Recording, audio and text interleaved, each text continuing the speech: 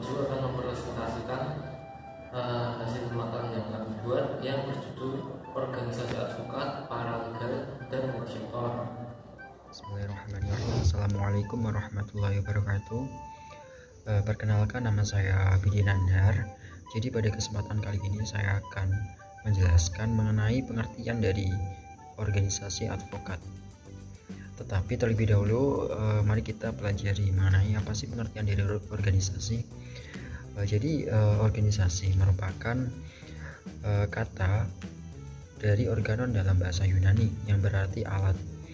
Lalu menurut Robert Simons mengatakan bahwasanya organisasi adalah suatu rencana mengenai usaha kerjasama yang dimana setiap peserta mempunyai peranan yang diakui untuk dilanjutkan ataupun dijalankan, dan kewajiban-kewajibannya atau tugas-tugasnya untuk dilakukan secara bersama. Lalu ada lagi menurut James Money mengemukakan bahwasanya lebih sederhana bahwasanya organisasi adalah bentuk setiap perserikatan manusia untuk mencapai tujuan bersama. Nah, jadi itu pengertian dari organisasi. Lalu selanjutnya saya akan menjelaskan mengenai pengertian dari advokasi. Jadi selanjutnya saya akan menjelaskan mengenai pengertian dari advokat. Apa sih advokat itu? Jadi advokat adalah sebagai salah satu aparatur penegak hukum ataupun aparat penegak hukum. Mengapa demikian? Karena advokat menjaga hak dari tersangka ataupun terdakwa juga dalam upaya mencari keadilan dan penegakan hukumnya. Hal ini juga dinyatakan pula dalam putusan Mahkamah Konstitusi yang menyatakan bahwasanya ketentuan pasal 5 ayat 1 Undang-Undang Advokat yang memberikan status kepada advokat sebagai penegak hukum yang mempunyai kedudukan yang setara dengan penegak hukum lainnya dalam menegakkan hukum dan dalam keadilan. Oleh karenanya hal ini menunjukkan bahwasanya kedudukannya itu diperlukan suatu organisasi yang merupakan satu-satunya wadah profesi advokat. Nah, jadi dapat disimpulkan bahwasanya advokat itu adalah seseorang yang berprofesi sebagai membela hak dan membela hak-hak dari tersangka ataupun terdakwa. Jadi ingat ya, membela hak dari tersangka, bukan membela tersangka, tapi membela haknya dari tersangka tersebut. Kurang lebih seperti itu. Bismillahirrahmanirrahim. Jadi selanjutnya saya akan menjelaskan mengenai pengertian dari advokat. Apa sih advokat itu? Jadi advokat adalah sebagai salah satu aparatur penegak hukum ataupun aparat penegak hukum. Mengapa demikian? Karena advokat menjaga hak dari tersangka ataupun terdakwa juga dalam upaya mencari keadilan dan penegakan hukumnya. Hal ini juga dinyatakan pula dalam putusan Mahkamah Konstitusi yang menyatakan bahwasanya ketentuan pasal 5 ayat 1 Undang-Undang Advokat yang memberikan status kepada advokat sebagai penegak hukum yang mempunyai kedudukan yang setara dengan penegak hukum lainnya dalam menegakkan hukum dan dalam keadilan. Oleh karenanya hal ini menunjukkan bahwasanya kedudukannya itu diperlukan suatu organisasi yang merupakan satu-satunya wadah profesi advokat. Nah, jadi dapat disimpulkan bahwasanya advokat itu adalah seseorang yang berprofesi sebagai membela hak dan membela hak-hak dari tersangka ataupun terdakwa. Jadi ingat ya, membela hak dari tersangka, bukan membela tersangka, tapi membela haknya dari tersangka tersebut. Kurang lebih seperti itu. Bismillahirrahmanirrahim. Assalamualaikum warahmatullahi wabarakatuh.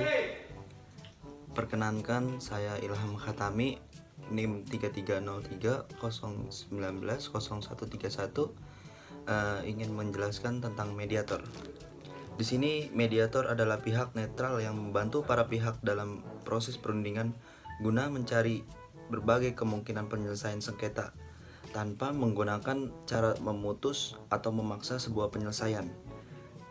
Jadi sebagai sebagai pihak yang netral, mediator merancang dan memimpin diskusi serta bertindak sebagai penengah untuk memfasilitasi kemajuan ke arah penyelesaian. Di samping itu, mediator harus memenuhi syarat-syarat tertentu, yaitu yang pertama ada disetujui oleh pihak yang bersengketa. Kedua, tidak mempunyai hubungan keluarga, saudara, atau semeda sampai derajat kedua dengan salah satu pihak yang bersengketa.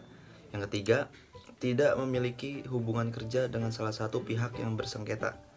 Yang keempat, tidak mempunyai kepentingan finansial atau kepentingan lain terhadap kesepakatan para pihak. Yang kelima, tidak memiliki kepentingan terhadap suatu perundingan maupun hasilnya. Lalu fungsi mediator. Yang pertama ada sebagai katalisator atau mendorong suasana yang kondusif. Yang kedua sebagai pendidik, memahami kehendak, aspirasi, prosedur kerja, dan kendala usaha para pihak. Yang ketiga sebagai penerjemah, yaitu harus berusaha menyampaikan dan merumuskan usulan pihak yang satu kepada pihak yang lain. Yang keempat sebagai narasumber atau mendaya-daya gunakan informasi. Yang kelima sebagai penyandang berita jelek. Yang keenam sebagai agen realitas, atau bisa dikatakan terus terang dijelaskan bahwa sasarannya tidak mungkin dicapai melalui suatu proses perundingan. Yang keenam sebagai kambing hitam, yaitu pihak yang dipersalahkan. Tahapan tugas mediator. Dalam menjalankan fungsinya, mediator bertugas yaitu yang pertama memperkenalkan diri dan memberi kesempatan kepada para pihak untuk saling memperkenalkan diri. Yang kedua, menjelaskan maksud, tujuan, dan sifat mediator. Perkenalkan, nama saya Ahmad Ihsanuddin, Makim 123. Saya akan menjelaskan materi saya yang mengenai paralegal. Paralegal adalah seorang yang mempunyai keterampilan hukum, namun dia bukan seorang ahli hukum, bukan juga seorang pengacara. Namun paralegal bukan sebuah profesi juga. Istilah paralegal pertama kali tercantumkan dalam peraturan undang-undang, yaitu dalam Undang-Undang Nomor 16 Tahun 2011 tentang bantuan hukum. Dalam pasal 9 Undang-Undang Bantuan Hukum antara lain disebutkan pemberi bantuan hukum berhak melakukan rekrutmen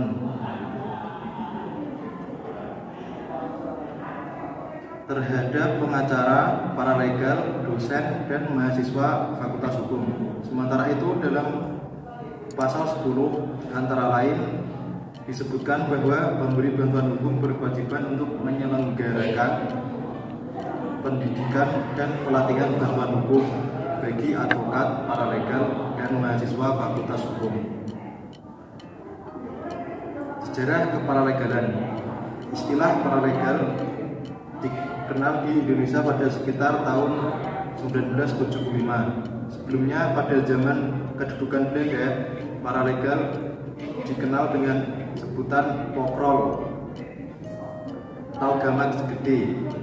Paralegal awalnya muncul sebagai reaksi atas ketidakberdayaan hukum dan dunia profesi hukum dalam memahami dan mengungkapkan serta memenuhi asumsi-asumsi sosial yang diperlukan guna mewujudkan hak masyarakat yang tidak berkecukupan.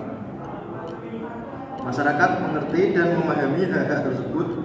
Masyarakat mampu berkewajiban, mampu bertanggung jawab dan mempunyai kekuatan berkecakapan untuk memperjuangkan dalam mewujudkan hak tersebut. Paralegal ada dan berkembang untuk pemenuhan asumsi-asumsi sosial tersebut. Undang-undang yang mengatur paralegalan di Indonesia itu disebutkan dalam Undang-Undang Nomor 23 Tahun 2004 dan Undang-Undang Nomor 3 Tahun 1997 tentang peradilan dan menggunakan istilah pekerja sosial. Sekian dari saya, kurang lebihnya mohon maaf. Sebelumnya perkenalkan, nama saya sendiri yaitu Muhammad NIM 330303190189. Baik, setelah materi yang dijelaskan oleh teman-teman, saya akan membacakan kesimpulannya. Mediator adalah pihak netral yang membantu para pihak dalam proses perundingan guna mencari berbagai kemungkinan penyelesaian sengketa tanpa menggunakan cara memutus atau memaksakan sebuah penyelesaian. Kemudian paralegal adalah seseorang yang mempunyai keterampilan hukum namun dia bukan seorang pengacara dan bekerja di bawah bimbingan seorang pengacara atau yang dinilai mempunyai kemampuan hukum untuk menggunakan keterampilannya. Kemudian advokat adalah orang yang berprofesi memberi jasa hukum baik di dalam maupun di luar pengadilan yang memenuhi persyaratan dan berdasarkan ketentuan undang-undang advokat. Kami cukupkan sekian dari kelompok kami, kurang lebihnya mohon maaf apabila ada kesalahan.